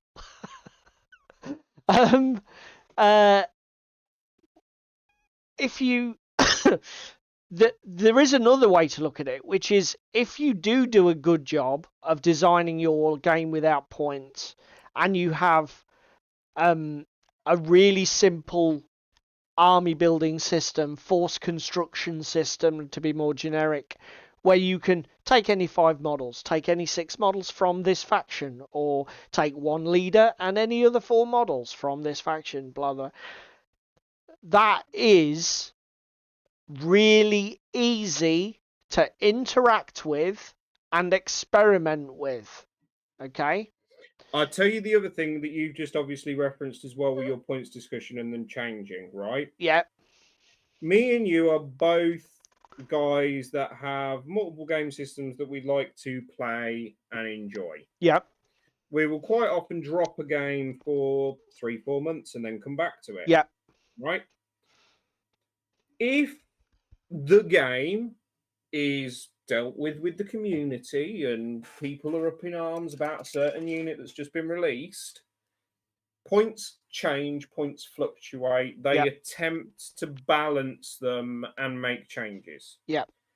What this then means is every time that me and Paul come back to said game, we've got to re-sort out our lists, repoint our armies, even though in theory the units themselves haven't changed. They haven't changed the rules on them. They've literally just affected the points values. Yeah. And I don't know about you, but I find that a little bit of a taxing chore. Yeah. I mean, to be honest, and the thing is, the points, as you said earlier, it gives people a fallback option to go, oh, well, if it's broke, we'll fix it quickly because we'll just double the points cost or something. Yeah. Yes. But also, this then leads into, and I don't really want to get into it in this topic, but chasing the meta and knee-jerk reacting and changing the points every 30 seconds.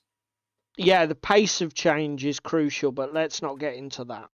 Because we can make a whole fucking topic on that. No, but I'm sure. Again, I just want to mention it in passing. You've already sort of like, you've leapt into where I was going with it, which is, there's 2 elements, really. If you don't have points and your army construction is dead simple, by the flip side of it, once you start adding points, particularly if they are super granular, so thinking about Rogue Trader, where you paid X amounts of points for the miniature, then you bought the armor, or even Old World Fantasy. So like, I buy my Goblin, he's 2 points. Then I need to pay 1 point per model for light armor, half a point per model to give him a short bow, and then I've got to so we go from a scenario where I can gather my force and play a game within 5 minutes to I'm sitting with a fucking calculator for 2 hours grinding all this shit out, or finding somebody who's created a digital tool to allow me to do the job without having an aneurysm. But even then, like, let's say, for example, I've done this recently with Old World. I wanted to create a valid list in Old World using my old Warhammer Fantasy miniatures. So you say you want to do 2,000 points, and you know roughly where you're going, but you still end up where you're like, okay, that unit's a bit too big, so if I remove 2 or 3 goblins from that unit, that allows me to get just under the threshold and buy the magic items I want there. You fucking, even with a tool, there can be a ton of faffing to actually, busy work is a good way of describing it, Darren.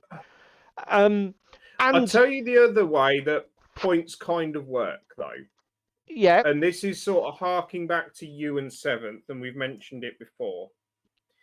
If you are playing a 1,000-point game, yep, and it is in bunny ears balanced, I know it's all fucking an illusion before you start. No, I won't recover that ground, but you carry on. If you keep ruffle stomping your friend's face into the curb, kneecap yourself. Play with 100 less points. Play with 200 less points. Play with 250 less points. But you've always got that as a fallback option to say, but you won because I'm only at 750 and you're at 1,000. If you want to be that guy. But let's be fair, mate. If you and I were playing, let's say you and I got into playing Moonstone, right? And we played a lot of Moonstone, and we said, do you know what? That model is pretty fucking broken. Every time you bring it, I can't win. We might go, okay, well, that model counts as 2 from now on, if you bring it. Do you know what I mean? No, but again, you've just used the other example there of how you fix it in a non-points based system. And I think by saying, actually, that's broken. Again, having a discussion with the person that you're playing against and saying, well, actually, this isn't a fun game for this reason. And again, and I think being a responsible and genuine adult and holding your hands up. And I think your toys out of the pram. The other thing about having more control with points is still a valid argument in this case, isn't it? Because you could say, well, instead of you bringing 1,000, bring 800.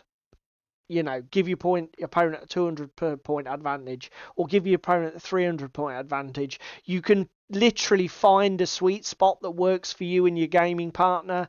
Do you know what I mean?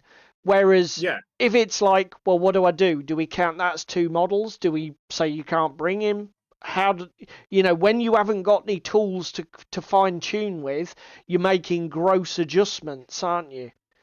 Yeah, you're rather than it being adding a couple of grams to your recipe. I suppose this is a good way of looking at it. It is, yeah. Your points of sugar. You're adding a couple of grams here and there. You're taking a couple of grams out, or again, the cake was too sweet last time. Take out 200 grams. Yeah. Instead, what you're doing with a pointless system is going, well, that cake doesn't need flour anymore. The cake was too sweet. Well, we'll leave all of the sugar out. Okay. No, I know that's a bit hyperbolic. No, but it is a really good analogy actually for making the point. And I think I can understand why game designers are drawn to points. But then that gives us, with 20 minutes to go, we've already said that it seems the tide is definitely shifting, I think, and I could be wrong in this, but I think I'm right because it's been reflected by some of the comments in the chat. The game designers, with the exception of Games Workshop, who fucking seem married to the idea of points, and the only 2 games I can think of that don't use them are Underworlds, which is a cheat because it's a board game, and Kill Team, the new Kill Team, where you can take any 10 models or whatever, but you can only take 1 of each of the specialists and everybody else has to be generic Bob. Who was the comment that you said you wanted to come back to earlier? I can't remember. But what I was going to say was, I might scroll back and have a look while you're pontificating. I'm just having a look now. Oh, okay, you're doing it. Good man. Age of Sigmar. Yes. Was what we said about. Yes. Well, actually, let's insert that here because we're just talking about Games Workshop being married to the idea of points. I think Age of Sigmar, when it was launched, it basically did for Games Workshop experimenting any further with the idea of no points-based games. It shat the bed and made a mess. Yeah, it did. And for anybody who wasn't there at the time and is watching later on YouTube and isn't as familiar as perhaps our audience in the chat is, so Games Workshop killed off its fantasy-based massed combat game. Okay, and it reintroduced it with a heavily modified art look, a whole different game system, and the revolutionary thing that they did was they took all of the points away. So they wrote a game where they said, just bring your model collection and play what you like. Doesn't matter. Nobody cares. But round base it first. Round base it first. Yeah, that's it. You must put it on round bases first. Fuck off. No, I am taking the piss, but you know what I mean. So true, though. It's a shame And Jerry's not here. how Jerry did that would have go, fucking done a David? bit. How did that go? I think it went really well, didn't it? Because it only took them, what, 3 months from release to go, Yeah, this isn't working. So spoilers, if you weren't there, it was a fucking car crash. I'm not going to say... people taking fucking great and clean ones. I'm not going to use the word everyone, but let's say the indoctrinated Games Workshop community absolutely fucking hated it. They literally, the game died, and it was because of that sole reason. Nobody was interested in a game that a lot of these established and enfranchised players considered as childish. What's the point when I can bring whatever I like? It missed its target audience by a country fucking mile. And I think that experience means you won't be seeing Games Workshop experimenting with that pretty much for the foreseeable. I don't think they want to get burned twice. Cheese Me's comment. What's that? It shat the bed because it didn't know how to deal with objectives and scenarios and create balance. Yeah. The problem is, I think I know exactly what Cheese Me is saying. Yeah. And I get Cheese Me's point, but that isn't the discussion we are having right now. Not only that, No, but the reason I say that is because obviously they did give it an outing, they did give it a go, it just didn't work for them and everybody was up in arms about it. Cheese Me, and then they brought back Old World and you had to change all your bases back again. I'll be honest, I bought the first edition Age of Sigmar start set and I played the contents of that set, the Blood Reavers versus the Sigmarines, whatever the fuck they're called. And again, the problem with putting no boundaries on it was if you didn't want to play it as a board game experience where you literally played what was in the box, it was scarily wild. I tell you where they also fucked up on this. Yeah. Warcry. They didn't learn from their mistake. So they give you the issued boxes, didn't they? Yes. And then they went, let's just throw all the not 40k, let's throw all the Sigmarine, the Age of Sigmar stuff into the mix as well and give it points, shall we? And oh, wait a minute, everybody's up in arms because everything's a little bit broken. Well, that's because that we've already covered this, which is that points do not balance games. When you take this is what I'm saying. Do you know what I mean? When you take a massive army roster that's designed for a completely different game and try and import them into a close quarters skirmishy game, and it turns out, but everybody in my army's got a ranged attack. It's all like, okay, well, that's a bit shit. That doesn't really work then, does it? You know, points weren't enough. There was so much problematic other stuff going on. It was never going to work, and it broke Warcry for a long while. And I suppose that's the point I'm trying to make there. I've just realised that Cheese Me was making a point about scenarios, mate, because like you could probably get away with not, say for example, I wanted to bring my entire collection of fucking Age of Sigmar, bloody Sigmarines or whatever they're called, against somebody's orcs, and I've got twice as many models as him. If there is some way in the scenario to actually say, well, if the forces are imbalanced, the win conditions are this and that, so that you can do something to level the playing field. Yeah, but they didn't do it. how I was going to say, how do you argue it's imbalanced though? Because they're fucking sat there singing from the points are balanced hymn sheet. Do you know what I mean? They're never going to hold their hands up and go, well, actually, a 500-point game isn't ever balanced because points don't actually work. Do you know what I mean? I just I'll think tell you what is a good example though, and I go on. fucking decree it and hate it in a game. So get the fucking salt shaker going, bitch. You have a game like Armada, and the scenarios are really well balanced and they're really fun to play. But then Armada goes, if points are tied, just count up what you've killed. Right.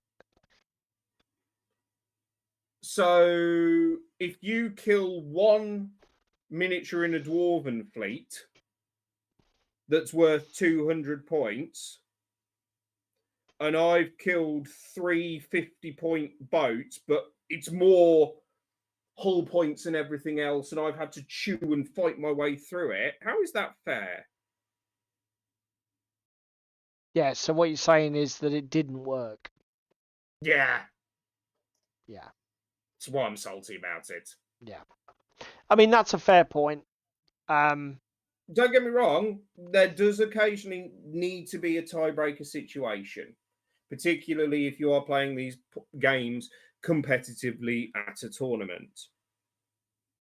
But for fuck's sake, why are you using the points that you bring to help determine how you've won the scenario? Yeah, particularly. And I know it's a little bit niche because you don't draw every single game, but Armada is quite a close game. To be fair, though, that's a whole different mission construction's a whole different thing, because the other thing is there's all sorts of factors that lean into that. Like if you've got a highly survivable faction, if that's your tiebreaker, you've got an immediate advantage, haven't you? Yeah. Because it's like I can hold my own and I know that my stuff's harder to kill, so I'm likely to win the draw. It's like, yeah, you're just playing for a draw to then go for the points at the end of it. Yeah. Again, I think you're right, mate. Warcry was fine when it was just contained to what it was. Warcry, I mean, I did dabble a bit. I played other people's starter sets. It took me ages to buy any. I've still not painted or played my set. I got the second one because I got it cheap. You got the Signs of the Flame, didn't you? Yeah, I got the one that's basically underground, the sort of catacomby one. Catacombs it was called, wasn't it? But I've not really played it. And I got the Vampire and what's it called one? A fucking Corn one. Gnarlwood, was it? I don't know. I can't remember. That set anyway, kind of thing. But while it was self-contained, it worked fine. But it's when they published those fucking tomes with all of the points, values, and data cards for every single model in Age of Sigmar, it just went, nope, this is shit and broken. Nobody wants to play this anymore. And it nearly did for it. But to be fair, I think they moved away in later iterations of Warcry. They've moved away from it. They learned from their mistakes and they just fucked it off. Mm-hmm. Which is, and it's what you say though. The problem with Games Workshop is that is a really good way of putting it. They produce models and then they attach games to them. Just literally staple the fucking things on. And it really is a bad way of doing it. In fact, we had an entire live stream about this exact idea of fucking using every model in every game that you make and keep, it doesn't work. Stop. Tight, focused design produces good games. I mean, again, look at Gaslands. I know I've been moaned it earlier. But it is a hilariously fun game. Yeah. I think we've got 5 minutes to go. What's the summary? I think. Go on, you go first. I want more pointless games. Yep. And I know that sounds ironic and moronic, but I want more pointless games. I want more Playing with you is always games. pointless, mate. Playing with you is always Yeah, pointless. I want more of the Frostgrave style of game, even if it isn't necessarily competitive, and the Gasland style, Yeah. where I can just point up what I want and it doesn't really matter. It doesn't really there are elements of influence in the game, Yeah. but it is still relatively balanced. Do you know what I mean? And Gaslands and Frostgrave are probably the best examples of a pointed system that can still be balanced. Because again, Frostgrave has the cap on it with the specialists, etc. You can only take so many models. You've got your 500 gold crown limit, and then you build and develop your warband. I think that my take on it would be similar to yours, but I would put it like this. I want to see more games where the enjoyment is not contingent upon such an obsession with balance. And that does mean using more novel ways to build forces or squads of troops, not only because it's so quick and fucking easy to do, but because if I do that, I'm less invested. Because you were saying about Gaslands and balance. Do you know what? We've played quite a few games of Gaslands. And do you know one of the things, I may have had a terrible game of Gaslands because I literally can't drive my car without hitting anything or whatever. But I've never walked away from a game of Gaslands and felt, well, what my opponent bought was broken, so there was no point in that. That was fucking I did stupid. when you bought a fucking Idris Nos car. But that's because you weren't on the receiving end of that fucker. It's like, Just saying. I mean, again, it's like that one. The closest I came was that scenario we played where we placed the objectives near to the edge of the board, and you had way more maneuverability to control them. And because we put them so close to the terrain, it made scoring really hard for me. But I didn't feel that your force was broken or the cars were broken. I just felt that the mission didn't really work. Yeah, and I suppose this hits the nail on the head of what Cheeseme's been saying. Yeah. Scenarios and objectives are actually a way more refined way of balancing the game. Yeah, and do you know what? The other takeaway for this is games can be fun when they're not balanced. You know, it's like I've said about Gaslands. Literally, you lose or whatever, you know, and you pick up your toys, and you don't even think, was that fair? Could I have ever won that? It doesn't occur to you because do you know what? You just think you enjoyed the experience you just had. The last 2 or 3 hours were just fun, so it doesn't matter. Do you know what I mean? As a player, until and again, I think that's where sort of Frostgrave comes in. That's exactly where I was going to go next. Yep. Because, I mean, you know, obviously in 2nd edition, they brought this restriction on archers because ranged well, no, it wasn't specifically aimed at archers. Well, it was aimed at ranged specialist miniatures, but it is mainly aimed at archers and crossbow. Well, yeah, because they moved ranged miniatures into specialists, didn't they? Yeah. So they basically put restriction on. But would you say that before that happened, you were aware that they were broken in the game? Yes. Oh, okay. Because in first edition, definitely. And I'm sorry for calling you out like this, Trevor, if you're watching later. But fuck it, I'm doing it. In first edition, when you were rocking up with all your archers and just pinging everything across the board, fucking ridiculous. Yeah, I'll be honest.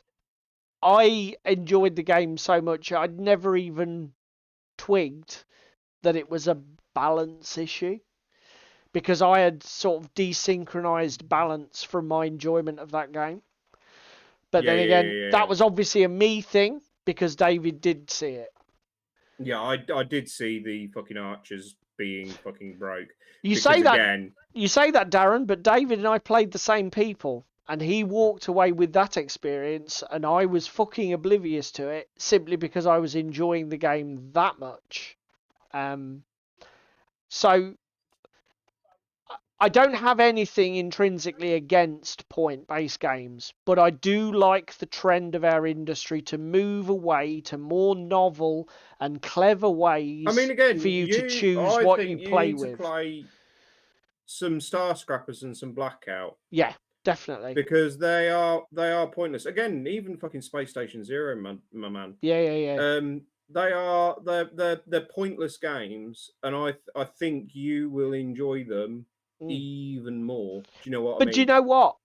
I think one of the reasons I enjoy the new Kill Team more than the old, because more players, a lot of players rue the change to Kill Team where they can't use their 40k miniatures and it's basically not 40k light. I love the new Kill Team. I love the simplified rosters. I love the varied specialist models with the weird abilities that you can only take a single one of, so you can't spam shit and it's not broken. I love that about the game. Actually, I know we're about to go a little bit over time here. Yep.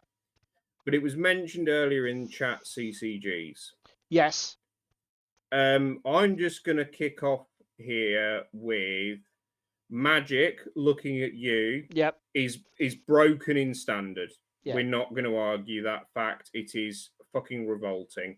The way they've balanced it is by saying you can have no more than 4 of any one card type, or named card, isn't it, in their standard decks? No, that's in all Magic decks, or except for Commander. It's not in all Magic decks. It is. This is where I'm about to go with this. Okay. Commander is a completely and utterly broken, degenerate format. Yes. There is no arguing that. Yes. You can only bring singles. But why is that? Because it's broken and degenerate. But from a game design point of view, why are singleton decks chosen for Commander? Go. The answer is it reduces the deck's consistency. Okay, so one thing that you can't do with or very difficult to do with Commander, is to build a deck that will get a particular setup in play by, say, turn 5. Because you've got 100 cards and everyone's different. So actually hitting the target cards for your killer combo is very difficult. So that's why most Commander decks you will play have 2 or 3 different win cons, and they'll be looking for, say, 6 or 8 or 10 cards, and any combination of 2 or 3 of them will win the game. It's a very deliberate design feature. Similarly, and other card games, you tend to find work on multiples. Yeah. The other thing I was about to say on the MTG front and Commander front, is also because it is a multiplayer format. Yeah. You have chance as a table to resolve the writing that is on the wall. But the other thing is as well, with Commander, there is no illusion of balance. If you do even a cursory search, you can build decks of power levels that will crush other decks, and there is no balancing mechanisms. This is what I'm saying, because what do they call it? Is it Rule 0, where basically you talk amongst yourselves and say, what game do we want to play here? You know what I mean? Yeah. The pre-game brief, as I like to refer to it. But the point being, me and Paul aren't completely anti-degenerate games. We play degenerate games. Yeah. But we're under no illusion when we're playing them what's about to occur. No. And to be fair, I would say I've played a lot more CCGs probably than David. Balance in CCGs is something that they the designers always lose control of, because once the card pool gets to a certain point, tipping point, degenerate shit just emerges out of the design space. And unless you've got, that's why card games are a completely different story. They are so different and to what we've been talking about tonight. You ban stuff. You No, but again, this is why you I'm know what just I mean? saying it as sort of a passing Yeah. comment on Yeah, the no. way out. Yeah, no, It's not definitely. the topic Because of this somebody mentioned it. discussion. No. Yeah, no. And again, you do sort of have points, because all CCGs generally have a resource management system. So like in Magic, you've got your mana cost. More powerful cards cost more mana to cast. So there are Yeah. sort of allusions to points in the game mechanisms, but obviously it doesn't work that way in terms of your deck design. Card games are a very special beast, which I don't. Again, I'm not sure our target audience wants to get into that, but as I say, I think you and me are both on the same page, mate, aren't we? Which is we want to see more clever and imaginative ways of doing it, and I've got a list of 20 units and they've all got a fixed point, or they've all got a points cost, etc. We've done it. It's been done to death. Find another way would be my advice to a game designer. And if you are using a point system, don't knee-jerk to fix it every 30 seconds. Just leave it the fuck alone. Fix it every 6 months, max. Twice a year is more than enough. More than enough. And to be honest, if you're doing it more than that, ask yourself whether your game's that good. Because if you're having to fix your fucking points every 10 minutes, just stop and have a redesign. Think about how you come up with these fucking numbers. Are you pulling them out of your ass? Because I'm still salty about it. Do a Steam Forged. And with that note, thanks for coming and watching the show tonight, guys. Yeah, just fucking cancel your game. Cancel all your players. You're cancelled. Well done, Steam Forged. You'll live in infamy. Okay, thanks. We better call it. We hope you enjoyed it. We hope that was of value to you. Watching our rambling chat about points. Yet again, I got hardly any fucking work done. What a shock. Do you know what? I got a fucking shit ton done, so I'm going to gloat. You always get a shit ton done. Fucking hell. Andy was talking more than me. What kind of an arsehole does that make me? Thank you to everybody in the chat. These are the legends that make this show really worth doing for us. We really appreciate you being here. And if you're watching us later on YouTube, thank you so much. If you can only find time to do one thing, please click the like button in the bottom, in the center of the screen there, or under your bloody display, or wherever your like button is on your particular device. It only takes a second. It does help with the algorithm, and we appreciate it. If you want to do any of the other YouTube dance, share, comment, subscribe, yada yada, fucking brilliant. But I'm not going to nag you to do it. You do it if you want to do it, and if you feel it gives, if it's worth it for you. We are done for a week. I would like to just chip in before we go. As discussed earlier, if you want to see us ramble about game design and do a fucking diary, comment. Let us know, because it's why we're here, for you guys and your enjoyment. And it means that it's a topic that we can cross off our list for our streams, because we run out of ideas. That's another thing.